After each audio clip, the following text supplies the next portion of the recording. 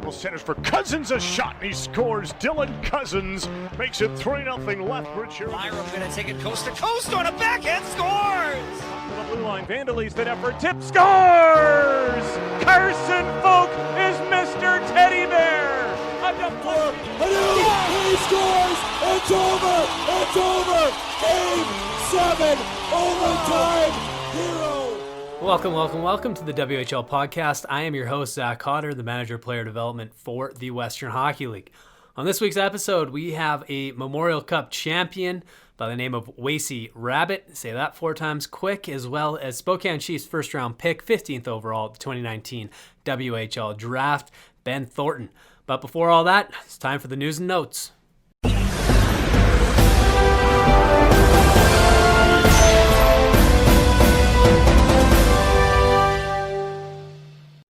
Let's start in Red Deer, where the Hockey Canada National Junior Team Sport Check selection camp is currently underway. 15 WHL players are taking part, as well as Kirby Dock, a former Saskatoon Blade and current Chicago Blackhawk.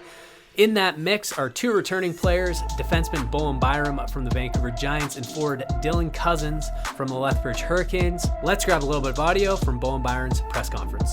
Getting to know everyone on a personal basis. I mean, in a camp like this, there's 40 some odd guys here, so that can be challenging. I think getting to know everyone is huge, and then obviously finding chemistry on the ice, whether it's a defense pairing or a line or anything like that. The World Junior Camp runs from November 16th until December 13th in Red Deer, Alberta, and then they'll be off to Edmonton to the bubble for the World Junior Championships.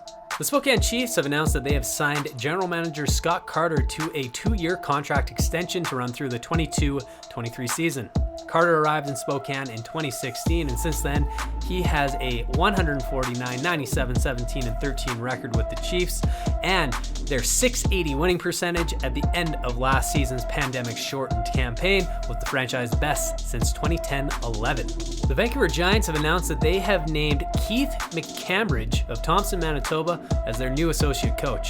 McCambridge comes to the Giants after spending the previous 10 seasons coaching in the American Hockey League, where he served as head coach of the Hartford Wolfpack from 2017 to 2019, the Manitoba Moose in 2015-16, and the St. John Ice Caps from 2011 to 2015. McCambridge also appeared in 282 Western Hockey League games with the Swift Current Broncos and Kamloops Blazers, and in his final season of junior hockey with Kamloops, he helped the Blazers capture their 3rd and most recent Memorial Cup championship.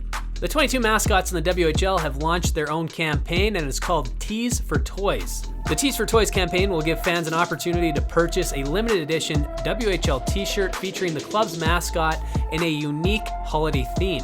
T-shirts are available for online purchase at a cost of $20 Canadian and are available in both adult and youth sizes. $7 from each shirt that is sold will go directly to a local charity in the home community of the mascot depicted on the t-shirt which is purchased. To see what the shirts look like, you can head to whl.ca/tease for toys. That's all for the news and notes. For everything Western Hockey League, you can follow us on Twitter at the WHL.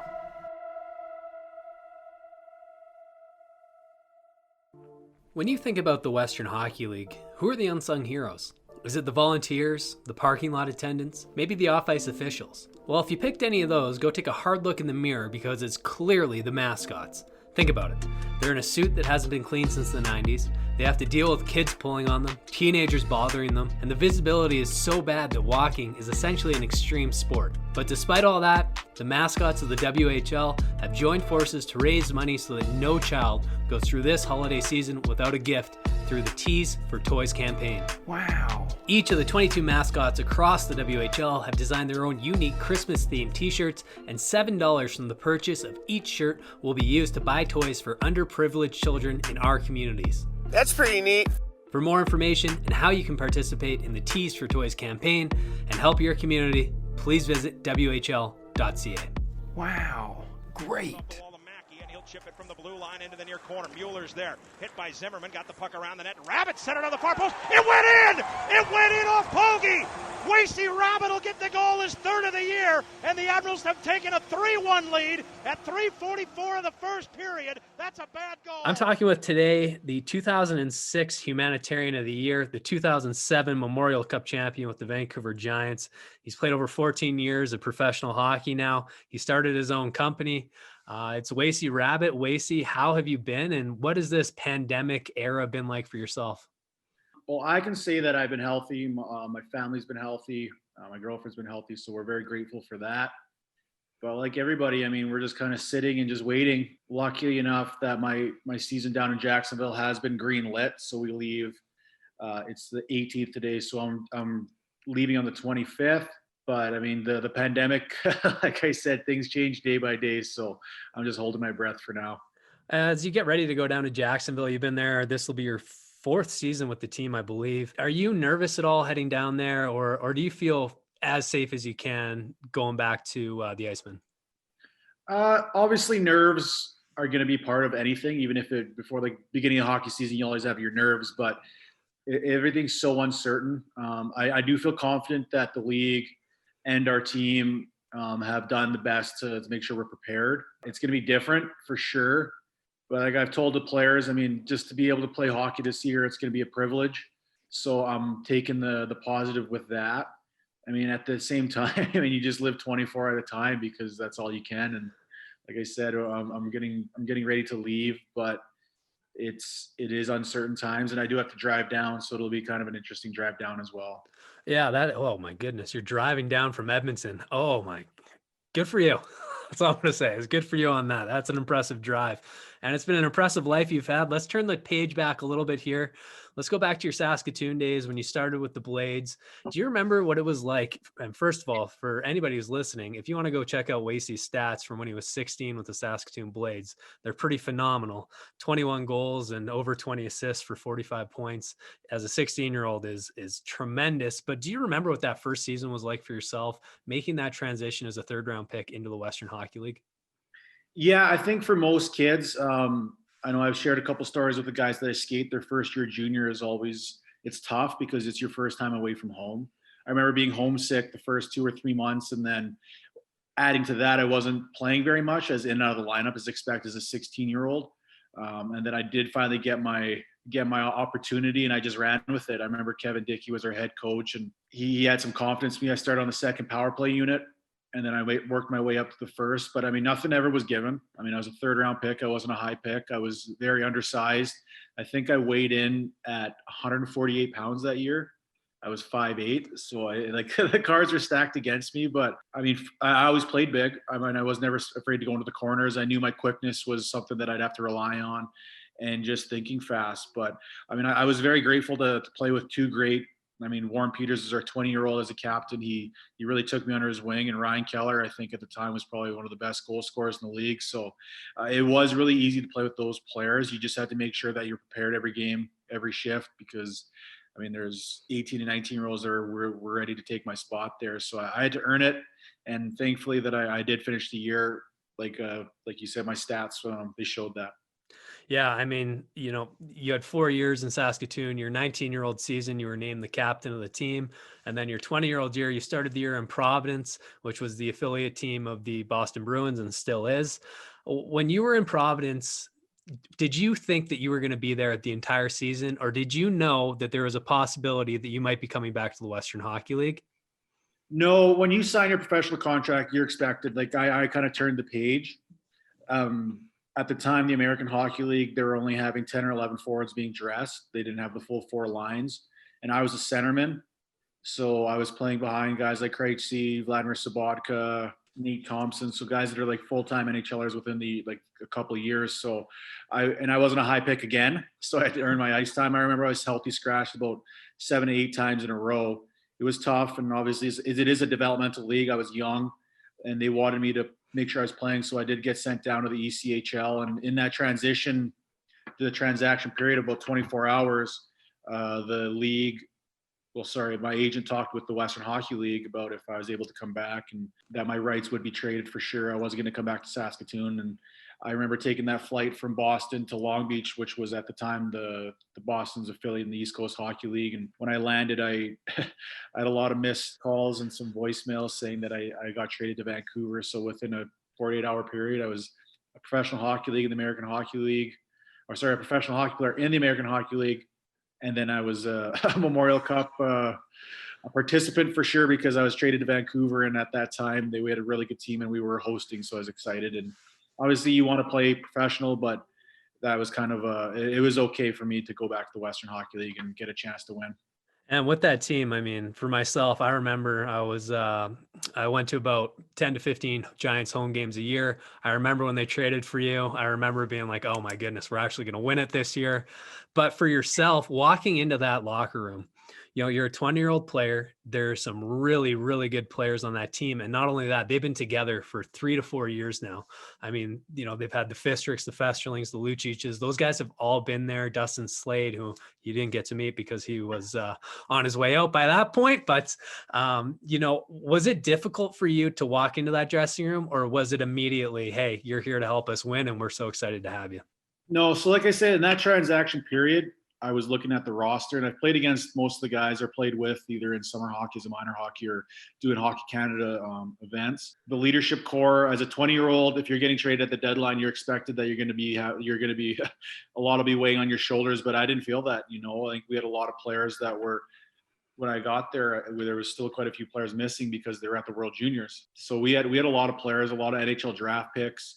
Even our 16-year-olds, they could have been the top players on most other teams. You look at the guys like Lance Boma, Craig Cunningham, James Wright. Those are our 16-year-olds, and they end up having good careers. I walked into that dressing room.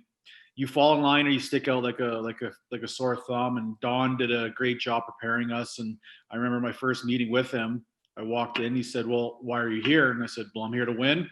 And it was smooth sailing from there. And you just kind of that locker room is very contagious, and they're very, like I said, if you don't fall in line, you stick out because they work hard, they have their traditions. And I just fit well because I played the same style that they played, so it was a good fit.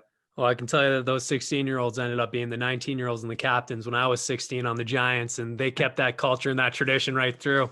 There were some tough practices back in those days, but there's 2 games I want to ask you about from that 20-year-old year. The first, Game 7, WHL Championship, Medicine Hat, one of the most famous Game 7s in the history of the Western Hockey League Championship. And then the Memorial Cup final, essentially the revenge game for you guys. What was it like playing in that Game 7? And then what was the feeling before the Memorial Cup final, playing Medicine Hat for that last time? Well, the Game 7, I've been asked about that a lot lately. Thinking back on it now, you talk about pressure situations. We were going into Medicine Hat up 3-2. So we had our chance to finish it in Game 6, and we didn't in Game 7. It's a toss-up. The best, if you have an off night, you're done. But both teams played amazing. We went to double overtime.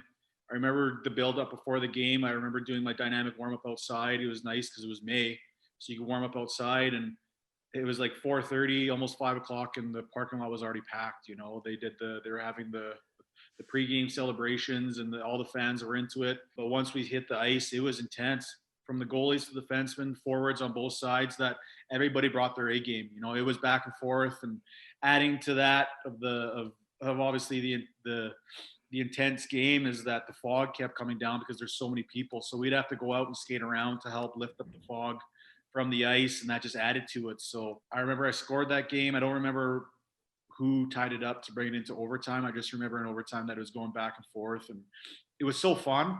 It was so intense. That was probably the best hockey I played in my career, and that's including the American Hockey League and international play. You look at the teams, the players on both teams, the whole roster went on to either play well in the CIS or in professional sports. But unfortunately, we didn't win, and that was heartbreaking. But we didn't have time to kind of lick our wounds. We were within 4 or 5 days we were hosting, and that Memorial Cup, it was an up and down because you're so high, and obviously you don't go in, you feel like you deserve to be there. But we wanted to prove that, we didn't go through the front door, we went through the screen door. That's what we would say, because we had every right to be there. We were one of the best teams in Canada all year, especially in the CHL, and then obviously in the Western Hockey League. We could have, one bounce, we were Western Hockey League champions away to finally to get to that rematch in our building, sold out against that team, the Tigers, and it was meant to be. I remember the last 3 seconds or the last 30 seconds I was out there for the shift, and you knew you were going to win. And I love watching teams, especially like in professional sports, when they know they're going to win, the countdown. And I've always wanted to be a part of that. And I just get chills down my spine thinking about it, because I was on the ice and I rifled my stick about 70 feet in the air. Thankfully, it didn't come down and kill anybody, but just the celebration. And I was only there from January to May, but I mean, I still talk to those guys like I was there for 10 years, like as a part of it. And I still talk to Craig Cunningham, and I teammates with Garrett Hunt. So when you do win, you build those relationships, and they're for life, because you don't get to win very often, and to win a major championship like that in your city, and the celebration in front of your fans, your family, the scouting staff, the brass, everyone that was a part of it, you just make sure that you soak that in, because it only happens once in a lifetime. I mean, you might be able to win 2 or 3 times, but on that level, it's something special, and I'll always be able to take that with me throughout the rest of my life. Yeah, and I mean, you want to talk about a special time in the Western Hockey League and in junior hockey. That's that Memorial Cup, that playoffs is just such a special time, and it's nostalgic now for us to look back on. And you talk about winning. You're in this transition phase now where you have played 14 years of professional hockey. You're now moving. You're going to go back down to Jacksonville to the ECHL. You might play a couple more years, but you're preparing for life after hockey. And you've just been named the Indigenous Sports Council of Alberta's ambassador for sport for hockey. So now you're transitioning that winning to helping the youth in Alberta win. So what does that role entail, and what are you hoping to accomplish with it? Well, with ISCA, I think especially with this time of what's going on in the climate in the world, I want to make sure that our youth know they have a place in this sport, whether it's in hockey, academics, anything in this world, that they deserve every opportunity if they work hard and they chase their dreams. And I think that if they see that in myself, I mean, I never played in the NHL, but you look at how many Indigenous athletes have gone on to play in the NHL, and Ethan Bear with Seattle, Michael Furland with the Canucks now. They chased their dreams. They had to leave some opportunities, some situations where they didn't want them. Obviously, leaving the reserve for myself was one of the biggest things, that not only for myself but my family. So I want to make sure that these kids know that there is a place for them. And after the transitioning to hockey, I never played in the NHL, but the game has given me so much. My life experience just from the game has been amazing. I've traveled and lived in some amazing places.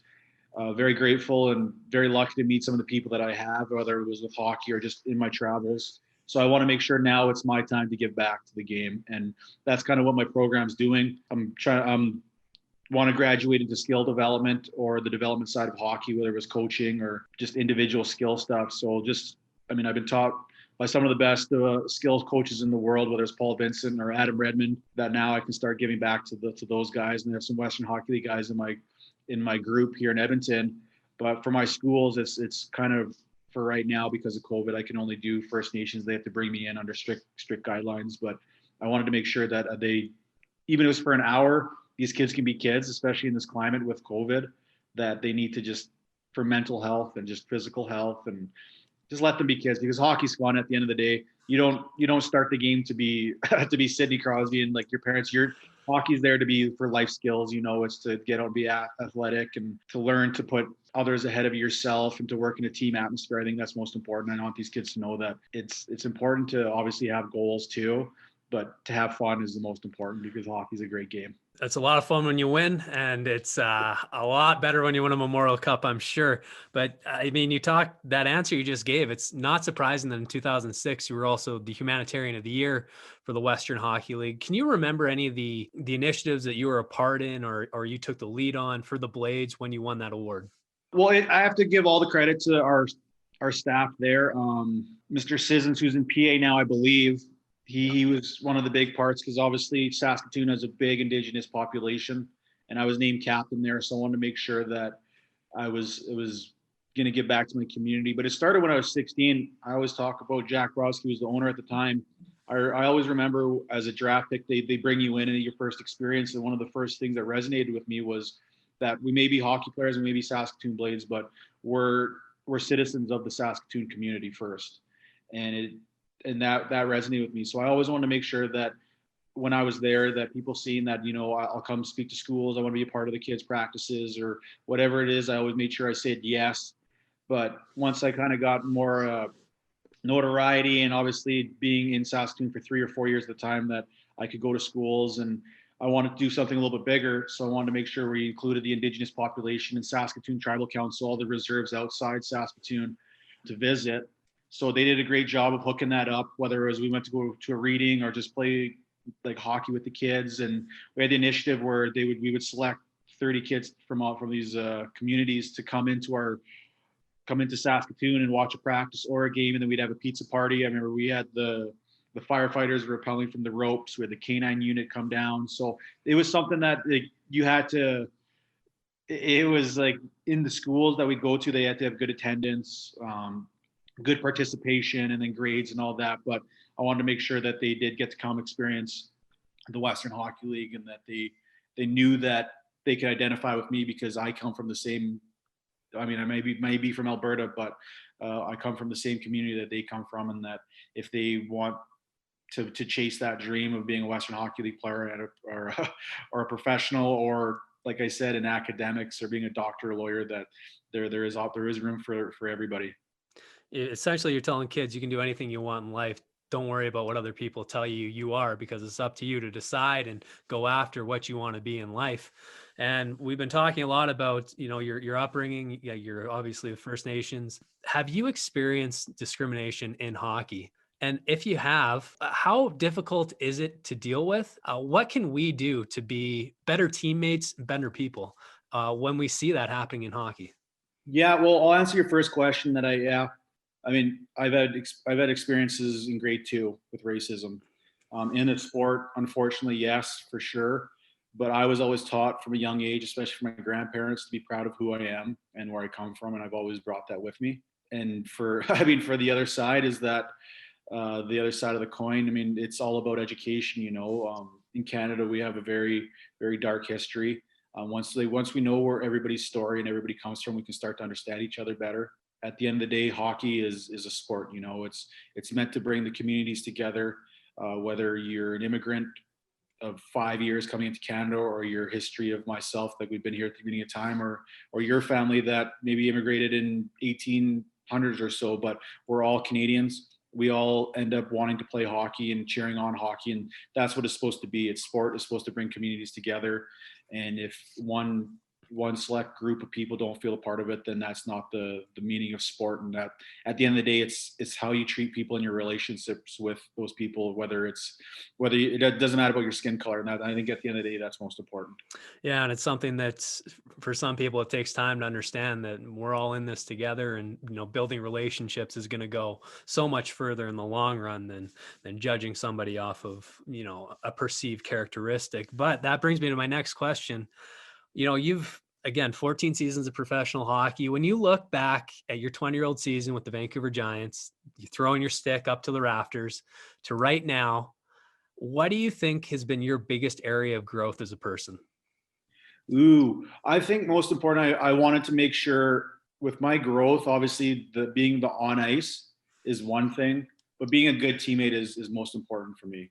I mean, you only play for 15 years. I mean, the average career goes from 5 to 7. I was lucky enough to play 14 years, but I wanted to make sure on every team that I had relationships with every guy, whether you were a backup goalie or a fourth liner, that I wanted to make sure that you felt important on the team. And I always felt that would bring teams together, and I guess even make myself a better player and a better person with the actual game part. I mean, I always feel like I'm always learning, I'm not the biggest guy, so I need to keep improving my game. And I felt that's what helped me just kind of walk into any dressing room around the world, literally, to fit in, So I played in Japan, I played in Italy, and now I'm back on the East Coast, and I'm trying to kick it with the young guys, but I'm always trying to get better in the summertime. And that was the most important thing I felt, is being a good teammate, being a good person, and always making sure that you're getting better in your off time when you're not at the rink. When you're talking about around the world, you aren't kidding. You've played in the United States and several different teams. You've played in Croatia, Norway, Japan, Italy, the Czech Republic, and Romania. I mean, that is such a cool experience that you've got to have, that you've got to experience.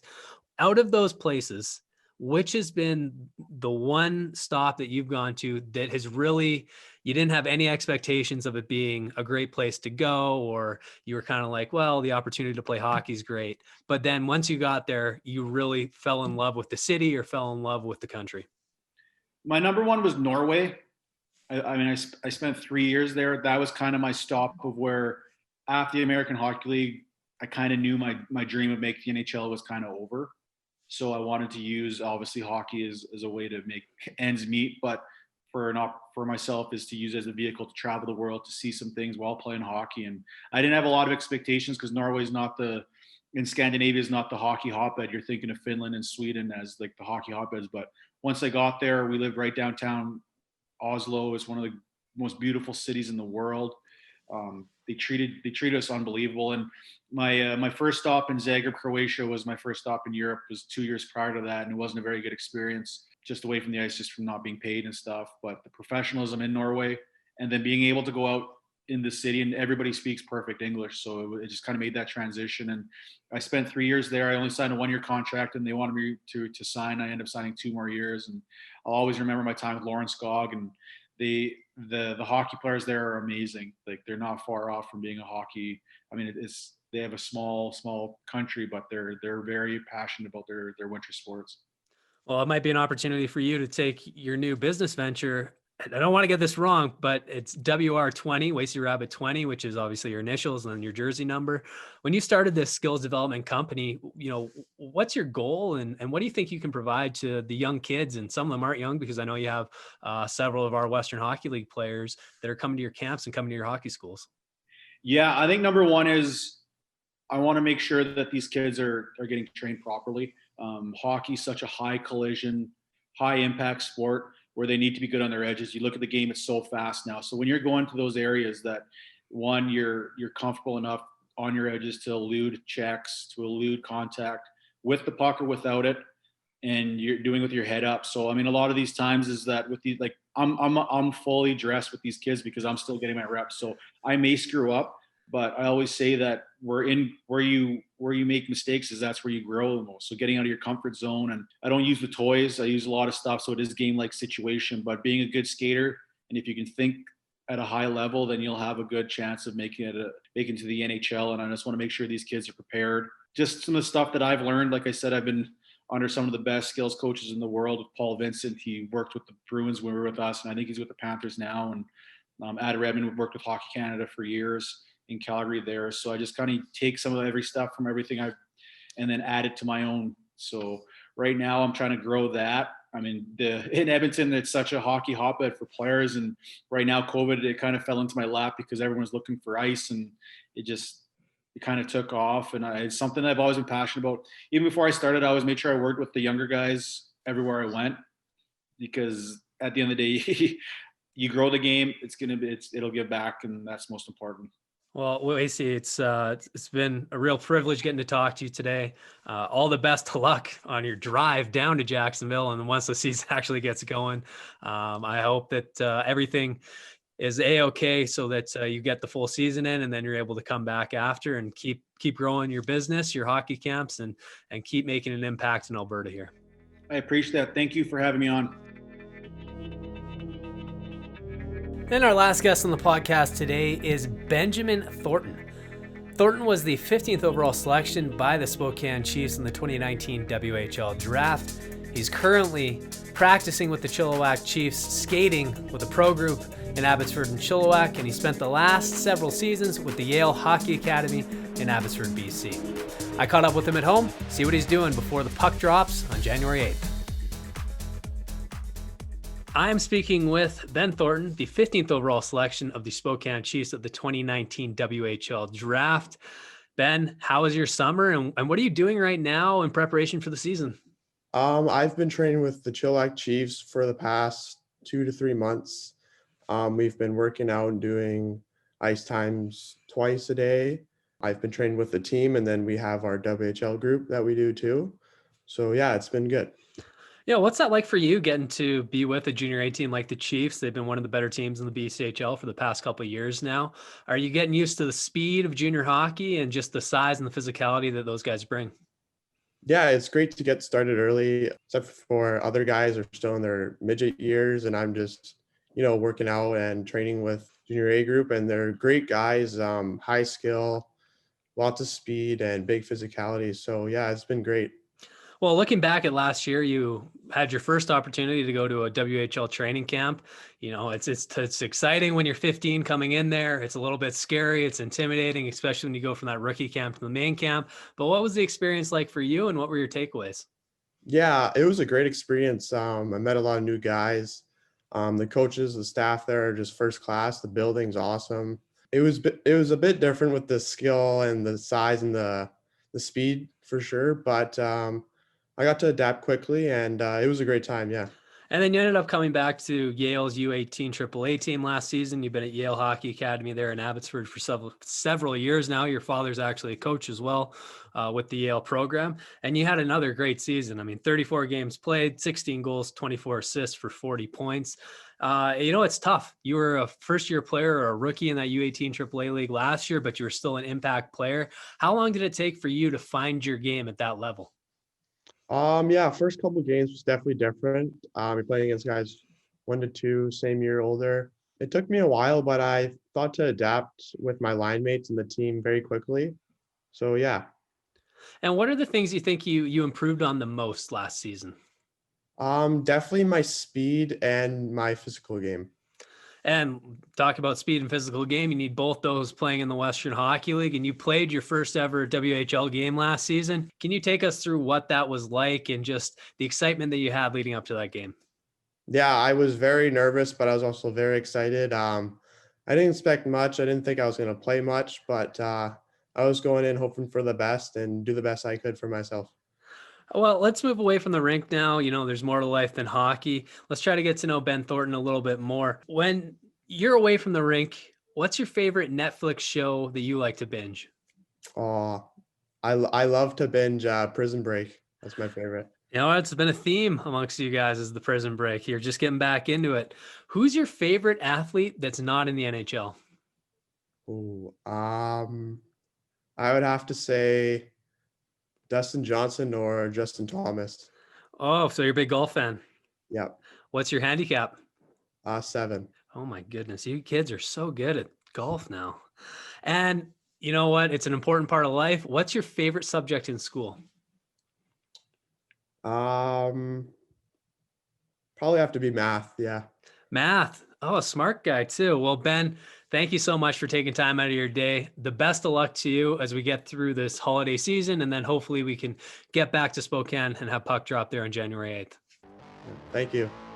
That's it for the show this week. Thank you again to Wacey Rabbit. Good luck to him as he heads down to Jacksonville for another season in the ECHL. And thank you to Benjamin Thornton for taking time out of his week. He's got school, he's got a lot of stuff going on, but he still managed to carve out 5 minutes for us, which we really appreciate. You can follow me on Twitter at Zach Cotter. You can follow the Western Hockey League at the WHL. We'll be back here again dropping another episode on Wednesday next week.